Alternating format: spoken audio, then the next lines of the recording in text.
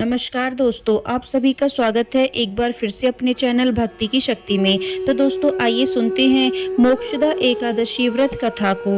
धर्मराज युधिष्ठिर कहने लगे कि हे भगवान, मैंने मार्गशीर्ष कृष्ण एकादशी अर्थात उत्पन्ना एकादशी का सुविस्तार वर्णन सुना।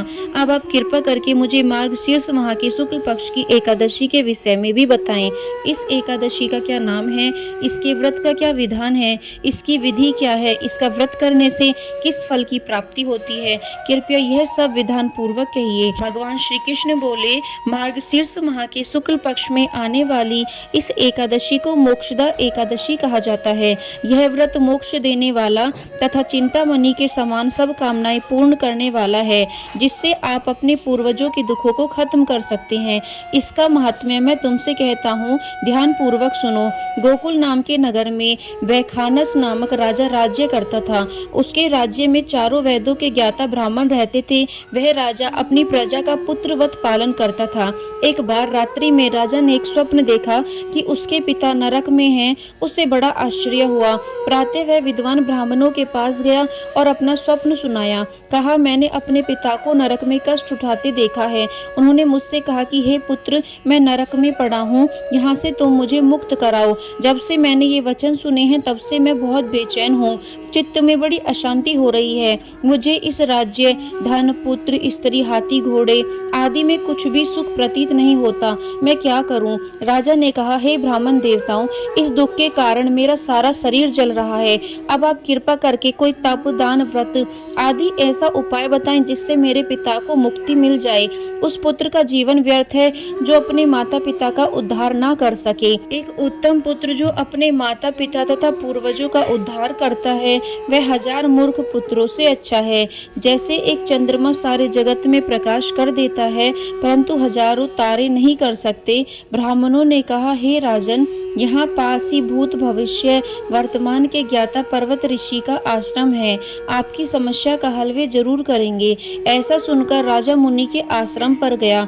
उस आश्रम में अनेक शांत चित्त योगी और मुनि तपस्या कर रहे थे। उसी जगह पर्वत मुनि बैठे थे।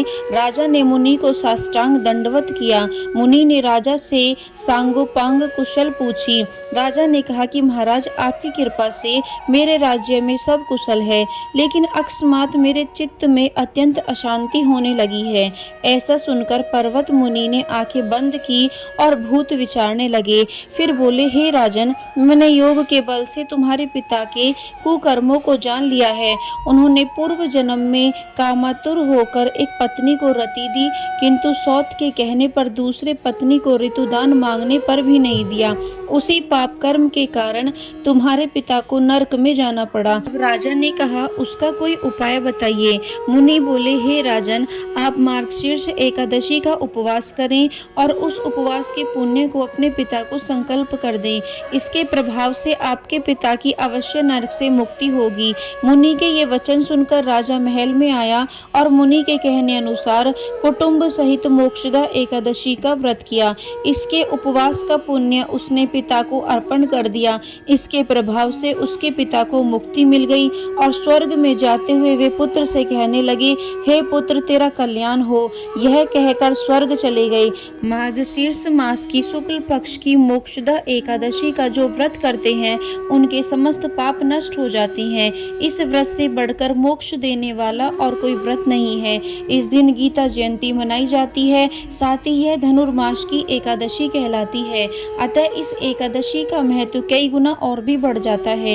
इस दिन से गीता पाठ का अनुष्ठान प्रारंभ करें तथा प्रतिदिन थोड़ी देर गीता अवश्य पढ़ें। तो दोस्तों, यह थी मोक्षदा एकादशी व्रत कथा। यदि वीडियो आपको पसंद आई हो तो चैनल को सब्सक्राइब करना बिल्कुल ना भूलें और वीडियो को लाइक एंड शेयर जरूर करें।